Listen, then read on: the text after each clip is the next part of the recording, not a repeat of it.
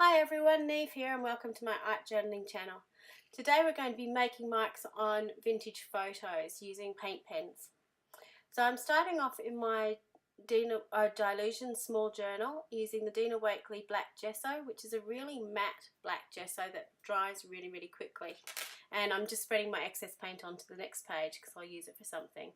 So I'm sticking on a vintage photo that I've got in my collection and just cleaning off the gesso that I've got onto the page. And then I'm darkening around the image, so just the image sort of stands out and it blends the photo into the background and just drying it off. So what I'm doing now is just using a whole collection of paint pens and using it in a rainbow colour going around the outside of the image. And I'm just using small dashes to do this. The paint pens I've got are the Posca paint pens, Jane Davenport paint over pens, and there's an Artline pen as well, which I got years and years ago. I'm not sure that they still make those. When I do this, I tend to work in threes and I do 3 lines of each colour. Just, I don't know why I do that. It's just, when I get into this, it's a mindless activity, I suppose. I know what I'm doing, but it's something I can do and not think about, and I find that really relaxing. So what I'm doing is just creating this rainbow effect around the central image.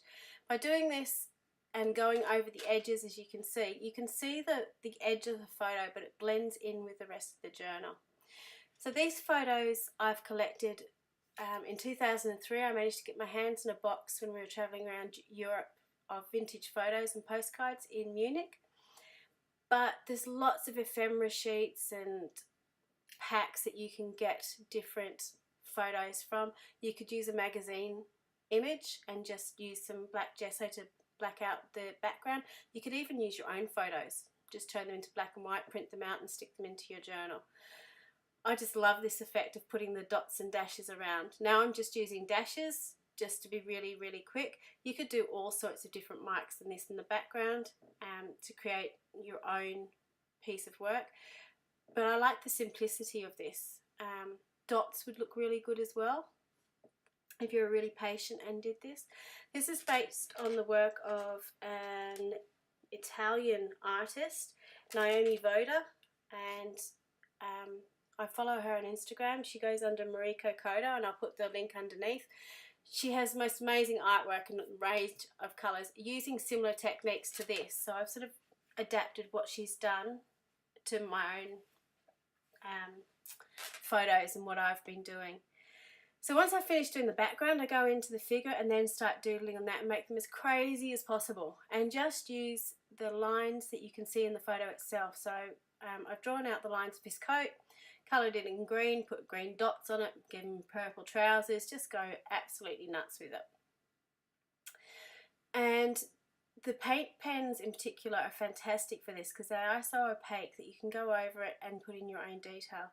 Now I'm going in with this with a football pen just to put in some black lines to again sort of highlight the different areas of the coat, particularly because it's such a large area of the one same colour that I wanted to define it somewhat, which is a bit hard to see with the glare of the photo, unfortunately.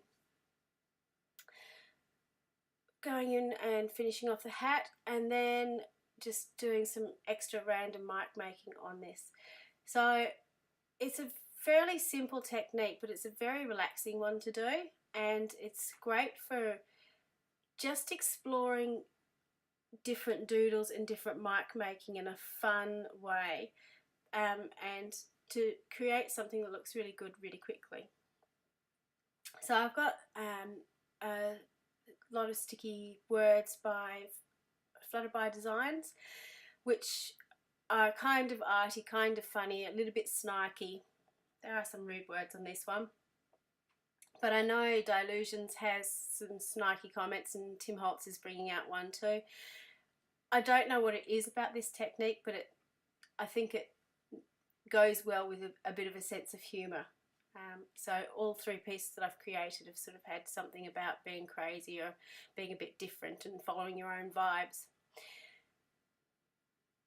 So just going in and doing some final touches, and you can see the close-up here, and when you see the close-up you kind of can't, it sort of blends in the background from the foreground. So here are some other pieces that I've created using the same technique, and I really enjoyed doing this. The next piece that's coming up is one of my favorites. I just loved this one. It was just so bright, and this is actually quite a large photo that goes into my Dina Wakley small journal. So I hope you have fun with this technique. Give it a go. Thanks for watching, and see you next time.